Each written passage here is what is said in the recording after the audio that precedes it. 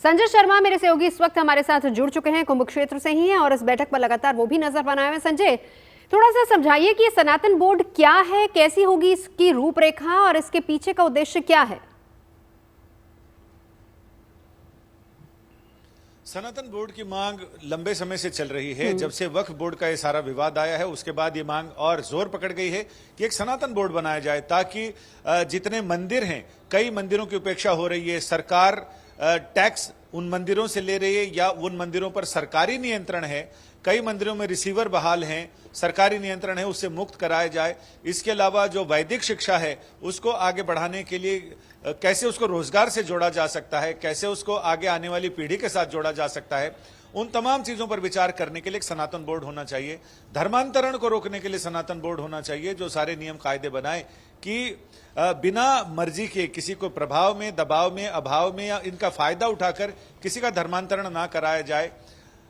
इन तमाम चीजों पर बात करते हुए हमने जब जगतगुरु शंकराचार्य जी से भी बात की, उन्होंने भी कहा कि सनातन बोर्ड आज की आवश्यकता है, होना चाहिए।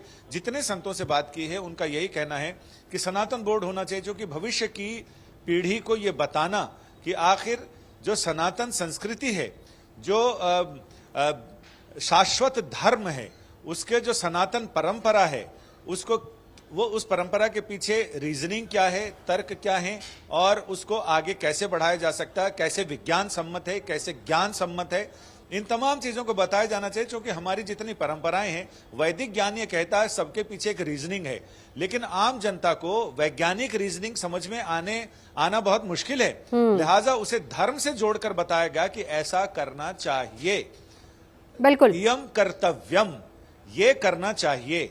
क्यों करना चाहिए, इसका रिसर्च करना चाहिए कि वो क्यों करने की बात की गई। तो वो सर्च तो उन्होंने, हमारे ऋषि मुनियों ने सर्च तो किया था, अब रिसर्च करने की जरूरत है, यानी उसको फिर से एक बार खोजने की जरूरत है, उसके अंदर जाने की जरूरत है। तो इनका ये कहना है कि सनातन बोर्ड रहेगा तभी सनातन संस्कृति के बारे में लोगों को, जो ये शाश्वत धर्म है जो शुरू से चला आ रहा है, इसकी जो सनातन परंपरा है जिसका आदि है ना अंत है, इस तरह के कुंभ मेले उस अंत को अनंत बनाने की क्या जरिया है। तो ऐसे में उस पर काम किया जाना चाहिए, ना कि कुंभ को इस तरह के, जिस तरह के सोशल मीडिया में डिरेल्ड हो रहा है कुंभ, हाँ। उसको वैसा नहीं होने के बजाय युवाओं में चर्चा ये होनी चाहिए कि आगे परंपरा कैसे हो और सनातनी परंपरा दरअसल है क्या। जी, अब संजय ये भी बताइए, देखिए 27 को अहम बैठक होने वाली है। अब जिस तरीके से संतों ने कहा है कि हमें दक्षिणा के तौर पर ये चाहिए, देखिए कहीं ना कहीं इसको दक्षिणा का नाम देकर कहीं धर्म संकट में तो नहीं डाल दिया है, क्योंकि दक्षिणा से तो कोई भी इनकार नहीं कर सकता है। जी हाँ, बिल्कुल। दक्षिणा की अगर हम ऐसे बात करें तो जब भगवान शिव ने लंकापुरी बनवाई थी तो वो अपने परिवार के लिए बनवाई थी, और जब रावण के पिता वहां पर आए, ऋषि विश्रवा, तो उन्होंने जब पौरोहित्य कराया, उसका गृह प्रवेश कराया, हाउस वार्मिंग कराई, तो कथा ये कहती है कि शिव पार्वती ने पूछा कि हे ब्राह्मण देव, आप दक्षिणा आपको क्या दी जाए। तो उन्होंने दक्षिणा में वो लंकापुरी ही मांग ली। उन्होंने कहा जिसकी मैंने गृह प्रवेश कराया है, नगर प्रवेश कराया है, यही मुझे दक्षिणा में दे दीजिए।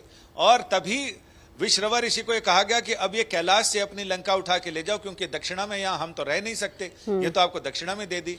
तो फिर उसे सागर पार श्रीलंका में वहां पर शिफ्ट किया गया, उस सोने की लंका को। तो दक्षिणा तो ऐसी होती है, और दक्षिणा की ही वजह से राजा हरिश्चंद्र की कथा अभी तक पूरी आती है कि जहां उनको कुछ पैसे मिलते थे वहीं ऋषि विश्वामित्र आ जाते थे, वो कहते थे लाओ इसमें से हमारी दक्षिणा कहां है, हमारी दक्षिणा अभी पूरी नहीं हुई। तो दक्षिणा वैसी है। तो इन संतों महंतों ने भी दक्षिणा का नाम देकर सरकार को एक बार धर्म संकट में तो डाल ही दिया, क्योंकि विपक्ष अब अगर ये देते हैं तो उस समय कैसा राजनीतिक विवाद होगा, और अगर सनातन बोर्ड की मांग को ठंडे बस्ते में डाला जाता तो विपक्ष को मौका मिल जाएगा कि इतना बड़ा आयोजन हुआ लेकिन ऋषियों को, संतों महंतों को दक्षिणा नहीं मिल पाई। बिल्कुल बिल्कुल। चलिए, धर्म संकट भी है, लेकिन संजय नजर आप बना रखिए। बहुत शुक्रिया आपका इस पूरी जानकारी के लिए। अगर आप मुझसे जुड़ करके अपनी समस्याओं का समाधान चाहते हैं और चाहते हैं कि आपकी समस्याओं को ज्योतिष के माध्यम से सुलझाया जाए, तो आप हमसे संपर्क कर सकते हैं, जुड़ सकते हैं एस्ट्रो तक पर।